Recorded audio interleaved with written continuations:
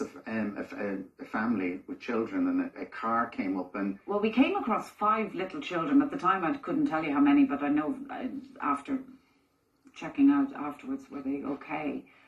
There were 5 little children, and they were just literally at the top of a hill there in front of us, and they were on their own, and one was in a nappy, a little baby in a nappy. And we just ran to them. At this stage, just a few minutes beforehand, my dress had gone on fire, so I was already severely injured at this stage. Brian had put it out with his bare hands. So I was in pain, really excruciating pain, but when you saw the kids, that goes out of your head. It's like a natural instinct, you know. You saw these little tiny vulnerable people, and they're just standing there on their own in the middle of the road. So we ran to them and we scooped them up, and within a split second this car arrived, a couple in the front and there was somebody in the back. So that's how close it was to us. We were right literally in its path. And you got the kids into the car? And we got the kids into the car. And there was no room for you? And there was no room for us. So we begged them to open the boot, and they did so. And we climbed in. And it was a small car, there really wasn't enough room for the 2 of us, so we basically had to wrap ourselves around each other and hold on for dear life, because we couldn't close the boot cover, so we had to hold on. That's why my hand melted to the boot, as it got severely damaged. And we drove off, and the flames were literally licking through the open boot at us. And once again, my hair, my long extensions caught on fire, and my dress was on fire, and my face was melting, and Brian was saying something, but I couldn't hear him, because I can't describe how frightening the loud roar of the flames were all around us. And next thing, the car crashed. It crashed into this tree, and the tree just fell right on top of the now open boot. And in the shock of the crash, and Brian was burnt. He got the brunt of it. And he rolled out.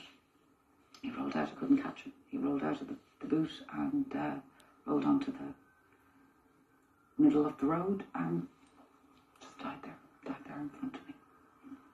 Just rolled into flames. Did you see this? All I could hear was him screaming, "Why?" Not only did I saw exactly what happened, yes, I saw his death. And I kept calling to him, hoping that the last thing he would hear was my voice.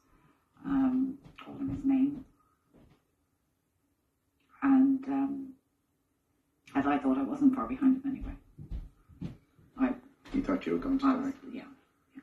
I was in my oven at that stage, you know, and everything, you know, my whole body was on fire at that stage. Did you pass out at any stage, or like is all this still a vivid memory until that guy came down and Mános, so yeah, basically, and I don't even know how long I was there, but it couldn't have been that long. It couldn't have been that long before we were rescued, because of the way you were at that stage. Well, he thought I was dead, so he's a volunteer, by the way. His name is Mános Tsalιαγκός, and I only found this out after he contacted me through the wonders of Facebook. He told me yesterday I was assumed dead when he first saw me, because I was so still and because I was covered in a burning tree, and I was just rigid, I suppose, but my right eye blinked, and he realised I was alive, so he lifted me out, because my left side of my face was totally melted at that stage, so I couldn't even open my eye was gone, closed.